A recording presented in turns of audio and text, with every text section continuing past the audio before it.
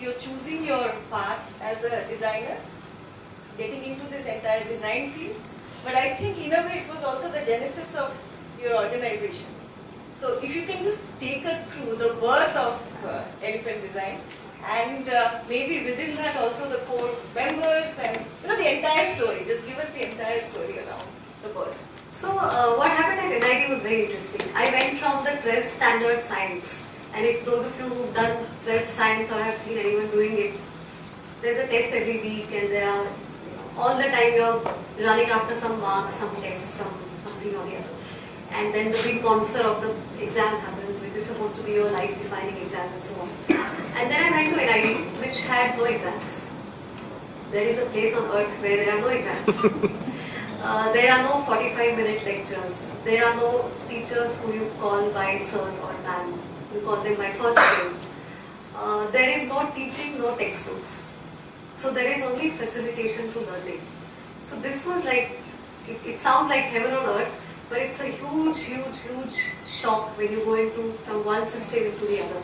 So there was a lot of unlearning to do before you start learning, because this is self-learning. This was like a facilitation. If you want to learn, you learn as much as you want to. If you want to just pass by the course, you can do that as well. So it's like that kind of a story. The other interesting thing I learned, and I keep it with me till today, and I think I'll always keep with me from NIT, which is there was no comparison. So the system at NIT was such that no two students were compared to each other. You are always compared to yourself. So anytime there was an assessment of what you have done in a semester or what you have learned in a year, it was never about how someone else has learned or what is the distance travelled by someone else. It was important what is the distance you have covered from your last semester to now. And I think that's something I'll always keep in my heart. I would never ever consciously compare two people. It's always comparing apples and oranges. So I would never do that because that's kind of in my DNA and I've learned it very strongly. So this is something that sort of gave us this confidence that each one of us was different, each one of us was unique, and each of us had something in us that could become, who knows, like a really large tree or a river. So, it was for us to discover. It was a place where I learned how to learn, or so I say. It was also a place where we learned how to have fun.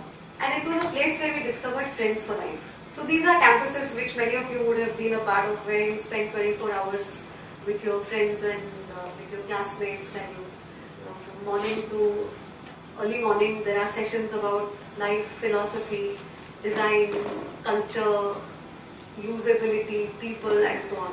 And so I got this really strong bunch of friends, and as the final year approached, as it happens in any other educational institute, you start wondering what you're going to do afterwards. And we were highly influenced by one company which was called Frog Design, which is still in existence. In those days it used to be a German company, German design company. There was no internet in those days, just remember that. So we used to read about Frog Design in magazines. A magazine called ID, which is not in existence anymore. And they had just begun doing the first Apple computers. So they had just begun designing the first Apple computers, and we were highly impressed and influenced by how they were functioning. It was a large group, and they used to work together, and they were really cool, and their interns would be called Frog Junior and Baby Frog and so on. And we were kind of happy about that. So that was one thing that had influenced us. The other thing which was not a happy influence, the fact that in India in 1989, when I was graduating from there was no organized design office. So if you were a designer who was graduated and who wants to apply for a job to another design company, there wasn't any. So there were small boutique design offices with 2, 3, 5 people, but nobody had actually institutionalized design as a business in those days. Which was a big shock, because you always think that you will become a designer and you will go and apply and become a designer and remain a designer. So what we discovered is that the job opportunities at that time were very limited. So if you were an industrial designer, you could apply to an industry like a Tata Motors or a Blue Star or a Godrej, and you would probably land up doing the same thing as a designer there. If you were a communication designer like I was, you apply to an advertising agency and you work on campaigns and become an advertising creative director. And that is not what design was all about. We felt that that of course could be done, but we were trained to do much more than that. You know, NID had this philosophy that design is meant to change the world before better. And all of us became designers with dreams in our eyes, thinking we'll change the world. Okay? I mean, many of you do still, and you will also. But we thought that that's not the way to change the world. That's too long. So let's figure what is the other way. The third thing that hit us was that we were such close friends that from a day onwards we would not be together. So that was another reason to sort of start thinking about what to do next together. So all these kind of led us to wondering what are we going to do next. And a really good thing happened at that point, which was, so we used to have professional practice courses at NIT. So one of the professors from IIM had come down to take a course on business practice. And one of the exercises he had given, which was a group exercise, was to form your own design office and figure what is it that you need to do. So what are your fixed costs, what are your recurring costs, what are the systems and processes, how many people will you need to hire, what kind of people, what is the money you need to earn, and so on and so forth. So we did that exercise, and while doing that exercise there was suddenly a eureka moment that, you know, it sounds like we can do this. And that was really the moment when we took the decision and we had the right mentor, because we were being taught by the IIM faculty. Somebody in the audience said don't talk about management, but I think it needs to get its due. So that's really how Elephant as an idea got. So yeah, that's really, so when we were in our final year it was started. Yeah. So that's interesting because... By the way, that's the 6 people who started Elephant in 1980, before 89, so it was 2 years before that, before we graduated, 87.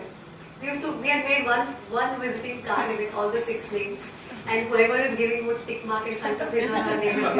So that's how it is. That's good. So we'll freeze on this slide for some time, because if you can help us out with, see, it's a group of friends coming together, starting a business, right? Yeah.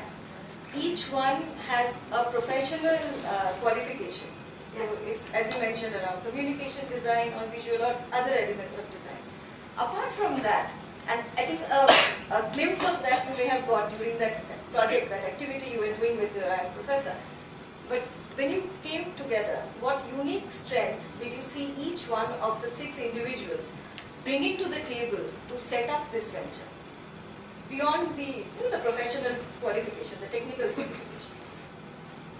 So, this is a very interesting question, because at that point in time, I don't think we had any clue that you needed any professional proficiency beyond being a good designer.